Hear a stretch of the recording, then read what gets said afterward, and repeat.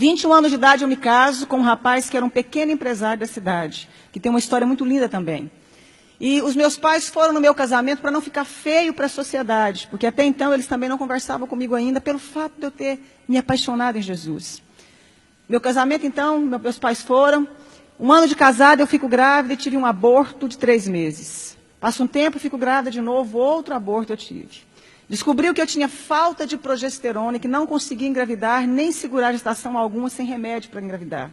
Então eu tomo remédio, fico grávida novamente, e com 8 meses de gestação, justamente no dia que eu completo 24 anos de idade, nasce a minha primeira filha, Letícia, branquinha dos olhos azuis como o pai, linda. A minha mãe ainda era muito longe de mim, os meus pais não se aproximavam de mim pelo fato de eu estar apaixonada em Deus. E eu me lembro que a minha mãe, então, foi ao hospital porque era a primeira neta que havia chegado na casa. E neto quebranta muito o coração dos nossos avós, dos pais, né? Mamãe foi no hospital e eu me lembro que eu pensei assim, que coisa boa, que bom que a minha mãe veio aqui agora me ver a netinha, né? E eu lembro que quando a minha mãe chegou, passados uns 10 minutos, pediram a minha menina, a enfermeira me pediu a neném para dar banho na neném e me devolver para me ter alta. A minha mãe, então, sai do quarto, chama a minha mãe, entrega a neném, passa um pouquinho, a minha mãe sai do quarto, chamaram também meu marido, e eu fiquei sozinha. E eu ainda falei assim para Deus, que bom que nada teve que acontecer, porque a minha mãe agora voltou a falar comigo. E ela simplesmente se negava a falar comigo. E eu me lembro que naquele momento, então, entra no meu quarto a chefe da pediatria do Hospital da Mulher em Goiânia. Aquela chefe da pediatria começou a acalentar as minhas mãos como ia me dar alguma notícia. Ela disse, mãezinha, acabou de acontecer uma fatalidade. A sua filha acabou de cair do braço da enfermeira e veio a óbito. Minha primeira filha caiu do braço da enfermeira e veio a óbito. É muito fácil você levar um bebê para casa, mas você levar um caixão é muito difícil, minha querida. Mas eu queria fazer um parêntese aqui e dizer o seguinte, lembra que a minha mãe me falava que eu ia perder um filho como ela havia me perdido para Deus? E eu fazia uma oração que Deus fizesse o que fosse preciso para encontrar o coração da minha família e se revelar a eles.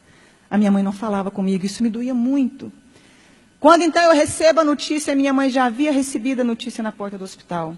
A minha mãe sobe as escadarias do hospital, entra no quarto e começa a gritar, filha, me perdoa. Filha, eu queria que você tivesse perdido um filho para as drogas, para o mundo lá fora, mas não nessa fatalidade. A minha mãe começa a abraçar as minhas pernas, beijar as minhas pernas. Mas foi a primeira vez que eu vi a minha mãe dizer que me amava. Foi a primeira vez que ela me deu colo. Foi a primeira vez que a minha mãe teve tempo de dizer que eu era especial e importante para ela. Foi a primeira vez que ela pôde ouvir porque eu havia escolhido caminhar com Jesus. E houve então ali um momento de restauração, de perdão entre eu e minha mãe. Os meus pais voltaram a falar comigo. Eu mandei fazer um exame do corpo da minha filha porque eu já tinha tido alguns abortos. 30 dias depois chegou o laudo do exame. Eu descobri que a minha filha havia nascido sem cálcio e sem glicose. A Letícia jamais iria andar e teria convulsões simultâneas. E a minha médica fala para mim, adota um filho porque você não pode mais ser mãe. Mesmo com os remédios, sua filha veio com problema. E eu disse que eu acreditava num Deus capaz de mudar a nossa vida, a nossa história, a nossa sorte. 1 ano depois eu dei à luz a uma criança linda, perfeita e sadia chamada Angélica. Faz 11 anos mês que vem.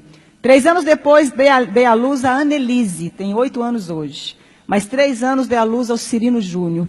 Todos perfeitos e sadios. Se eu acabasse aqui a minha história,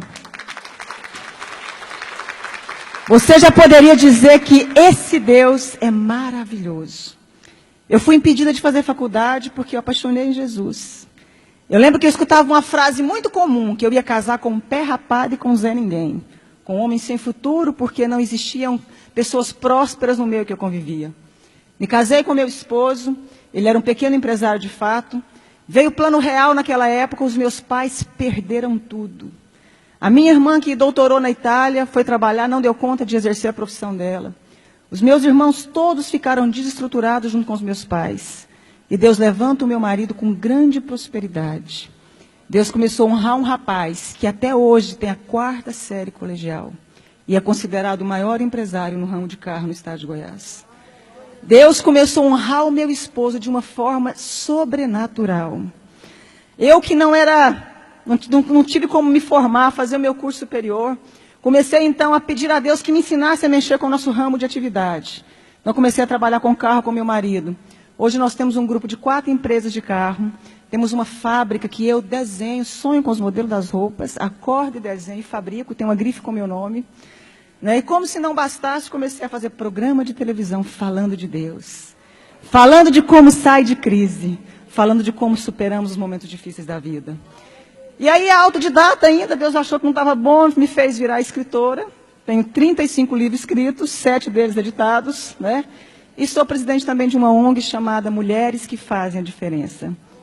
Eu pude entender algo na minha vida, que quando a gente acha que a gente não é ninguém, e que não tem como mais resolver a nossa história, existe um Deus capaz de fazer um milagre na sua vida. Existe um Deus capaz de mudar toda a sua história. Para terminar, os meus pais, quando perderam tudo, vieram trabalhar para nós. Meu pai trabalhou como meu motorista há muito tempo, agora eu dei um caminhão para ele trabalhar na cidade do interior, cuidando de frete. A minha mãe é a chefe da minha fábrica. Os meus irmãos um tempo trabalharam conosco. Todos eles vieram trabalhar conosco. Deus, meu pai um dia chorando me disse, um dia eu te disse que Deus mudasse a sua história, mas eu não imaginava que eu fazia parte dela. Eu quero dizer uma frase para você, dentro do nosso tema. A pessoa que é covarde, ela não tenta fazer nada na vida. O fracassado, ele não termina. E o vencedor não desiste. Você nasceu para vencer.